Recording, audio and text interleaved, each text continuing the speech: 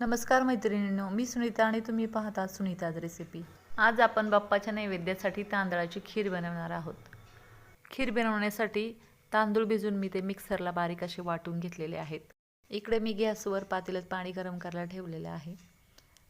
त्यानंतर आपण त्यात साजूक तूप टाकलेले आहे 2 चमचे आणि वाटलेलं तांदळाचं पाणी त्यात आपण टाकून घेणार आहोत आणि ते चांगलं उकळी येऊन द्यायचे आहे।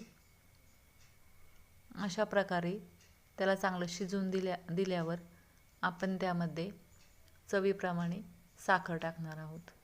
आपल्या गोडीप्रमाणे आपण त्यात साखर टाकायची आहे आणि तेही चांगलं हलवून घ्यायचं आहे। त्यानंतर 5-6 काजू आणि 5-6 बदाम असे आपण बारीक करून घेणार आहोत। याची जाडसरच अशी भरड काढून घेतली आहे आणि तेही त्यात टाकायचे आहे। त्यानंतर एक चमचा वेलची पूड आपण त्यात टाकलेली आहे आणि तेही चांगले मिक्स करून घ्यायचं आहे।